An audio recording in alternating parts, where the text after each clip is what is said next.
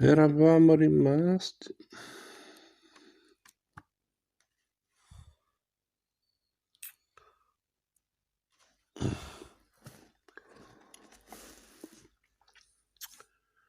Il Piemonte invece, uscito a metà del Cinquecento da una ventennale esperienza straniera, aveva offerto già un principe che sbarrando le porte ad ogni invasore, iniziando le giostrazioni acrobatiche delle grandi alleanze internazionali cui era costretto dalla sua posizione geografica, confinaria. Mostrò al popolo la sua primogenita dichiarando: sarà un vero italiano. Poi ci darà un Carlo Emanuele I intento per tutto il suo turbolento regno a togliersi dal fianco le stecche francesi, e nel Settecento ci darà l'Alfieri.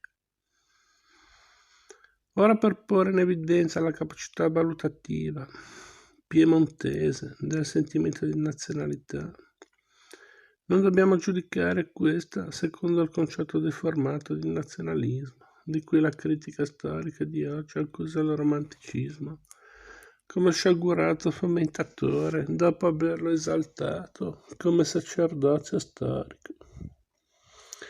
Ma dobbiamo valutarlo nel suo tempo, come presa di coscienza di valori storici collettivi che esigevano di non essere più conculcati.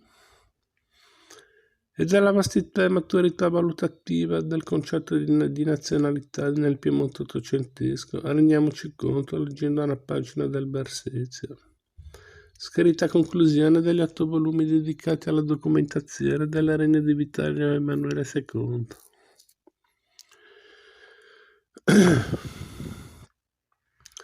Il costituirsi delle personalità nazionali era il compito di quel secolo XIX. L'ultimo passato ebbe la missione di preparare ed emancipare quel ceto medio che doveva affermare la libertà. Ufficio del secolo futuro sarà la redenzione delle classi inferiori dalla miseria economica e morale e intellettuale. Quella che il gran Gioberti disse elevazione della plebe al popolo. Ma per far ciò bisognava che la progressiva civiltà trovasse ogni popolo costituito nell'interezza del suo essere nazione.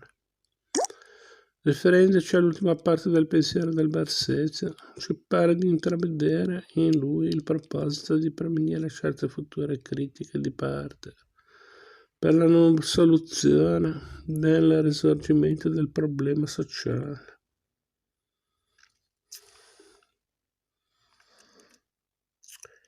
Egli interpreta gli eventi dicendo che ogni epoca ha i suoi compiti da assolvere, in quanto la soluzione contemporanea di tutti non è mai possibile.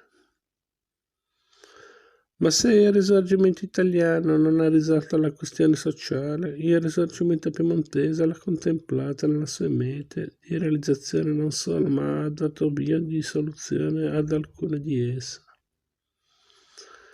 In più in Piemonte la questione sociale non è mai stata causa di rottura della solidarietà del suo popolo, che nelle ore storiche si è trovato sempre unito, forse per il tradizionale comune legame alla monarchia. Percepiamo da questa pagina del Bersezio, come da tutto il contesto storico del risorgimento italiano, che la nazionalità era sentita come esigenza morale nel più ampio concerto europeo, per individuare una compiuta personalità storica, allo stesso modo delle esigenze libertarie, ormai sentita dopo un secolo di illuminismo, come l'esigenza primaria fondamentale, intrinseca alla natura umana. Lontana perciò un'idea di nazionalismo, come affermazione di potere, come dilatazione aggressiva, quale si sprigionava da pensatore della coeva formazione nazionale germanica.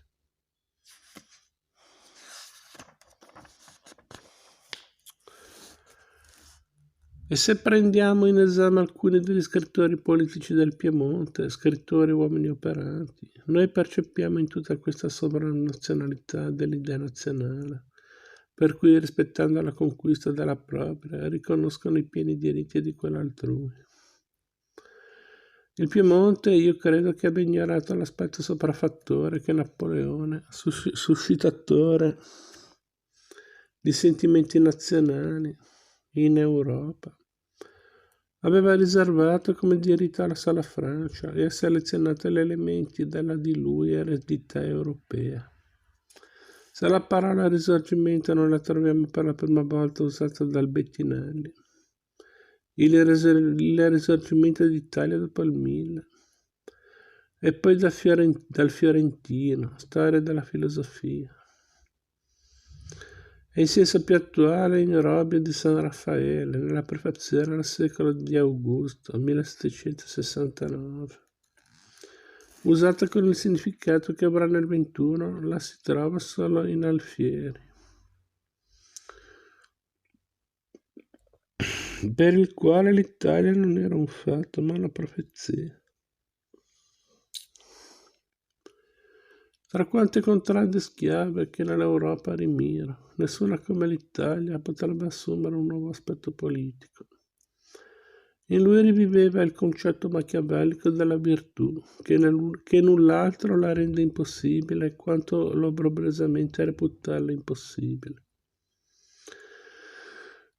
Con lui si afferma il primo presupposto della nazionalità, quello volontaristico, ed è questo forse che lo faceva acclamare dai napoletani repubblicani del 1799 come dai mazziniani garibaldini del 48. Era il senso della nazione nella realtà di un paese, non nell'utopia dell'universalismo.